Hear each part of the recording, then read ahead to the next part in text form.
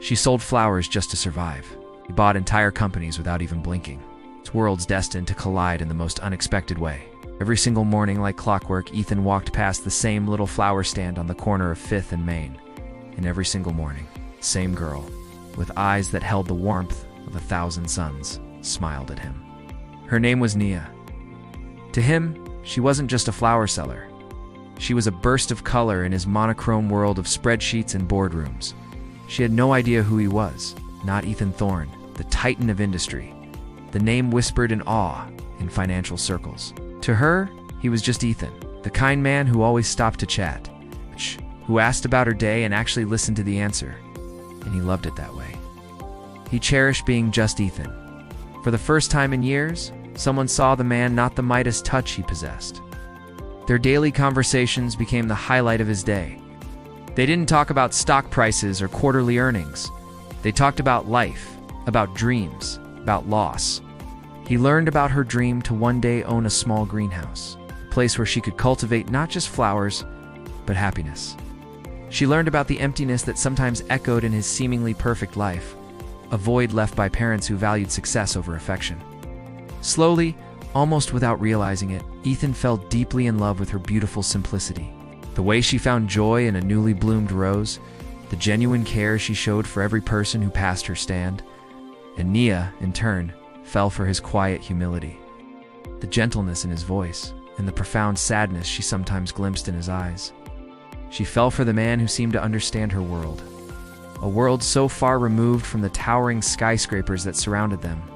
The truth, as it often does, came out in the most dramatic fashion.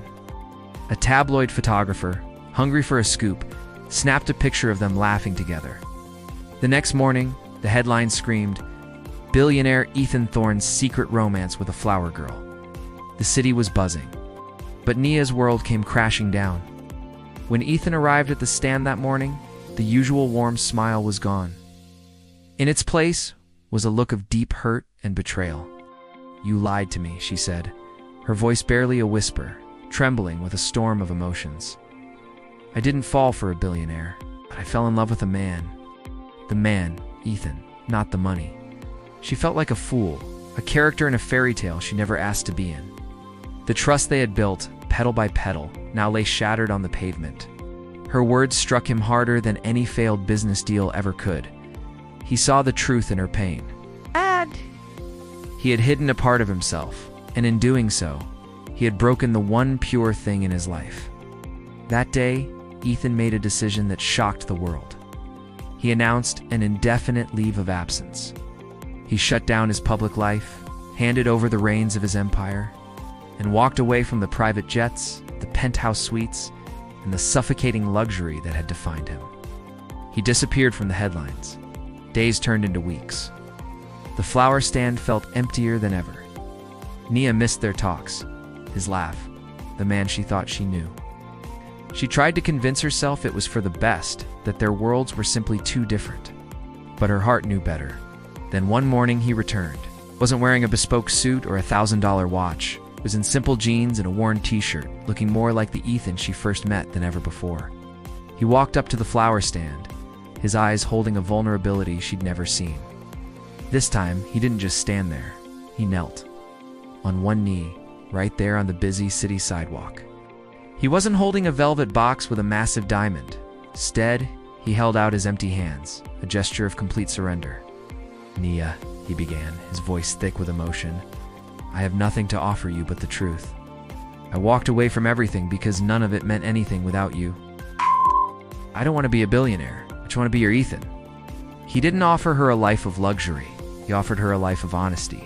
He continued, "I was a coward. I was afraid you'd see the fortune before you saw me, but you always saw me. You were the only one who ever did. Let me spend the rest of my life proving that the man you fell in love with is real. He's right here, kneeling before you, asking for a second chance." Tears streamed down Nia's face, washing away the hurt and leaving only the pure, undeniable love she felt for him. In that moment, surrounded by the scent of roses and the sounds of the city, she saw him. Not the billionaire, not the lie, but the man whose heart beat in sync with hers. She reached out and took his hands, pulling him to his feet. Her answer wasn't a word, but a kiss, a promise of a new beginning. Built not on wealth, but on a foundation of truth and love. So, it makes you wonder, doesn't it? Does love truly need money to survive? Or is honesty the greatest currency of all?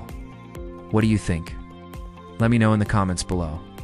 Thanks for watching, and don't forget to like and subscribe for more stories that touch the heart. I see you next time.